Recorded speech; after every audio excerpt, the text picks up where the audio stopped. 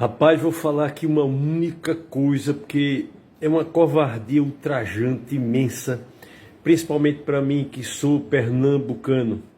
Falar de uma única coisa, achado nessas novas conversas do Coronel Cid com o Coronel Haddad, tá certo? Sobre como seria o golpe. Eles comemorando, dizendo, vai ter careca arrastado por um tanque no centro de Brasília. A gente daqui de Pernambuco fica estarrecido, que em 64 nós vimos o famigerado Coronel Willock, lá do CPOR de Casa Forte, amarrar Gregório Bezerra, o saudoso companheiro Gregório Bezerra, pelo pescoço e puxar ele atrás de um tanque, desfilando pelas ruas de Casa Forte, que é um bairro nobre de Recife.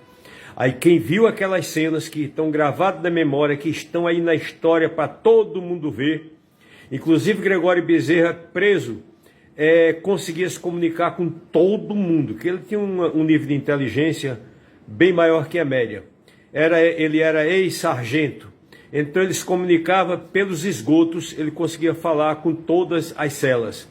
Então, no final da vida, eu ainda acompanhei Willock, eu era médico numa cidade chamada Ribeirão, e ele estava lá bastante doente, debilitado, tinha tido um derrame, e eu cuidei dele.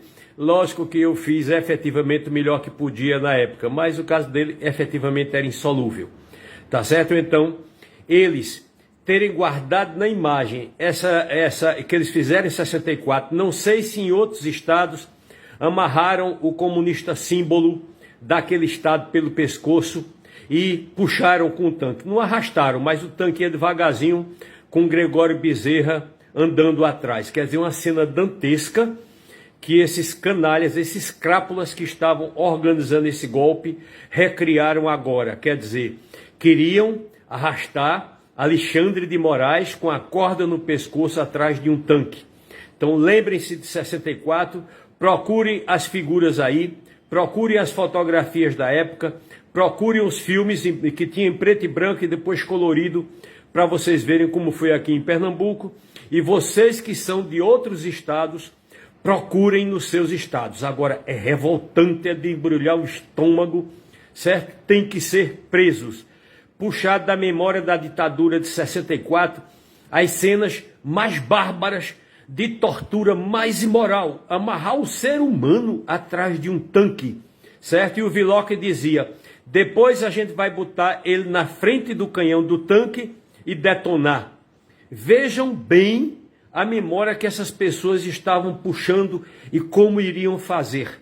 Então, na visão deles, efetivamente, seriam não só 4, 5 mil desaparecidos, seriam, como Bolsonaro disse, no mínimo 30 mil desaparecidos e mortos.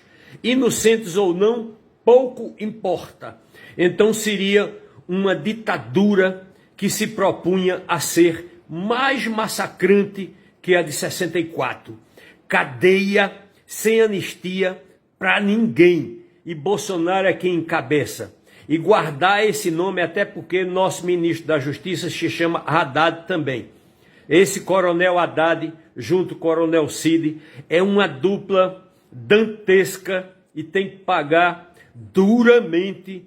Não é pelo que tentaram fazer, porque eles fizeram, eles iniciaram. Teve o dia 8, certo? Que, por sorte, por competência do atual governo, parou ali.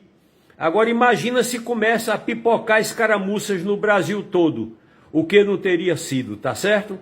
Então, essa ideia de puxar Alexandre de Moraes atrás de um tanque por Brasília, e depois, se quiserem complementar, como na época de Gregório Bezerra aqui em Pernambuco, botar ele na frente do tanque e disparar. Lembrem-se que na história das guerras passadas, se botava muitos derrotados amarrados na boca do canhão e detonava.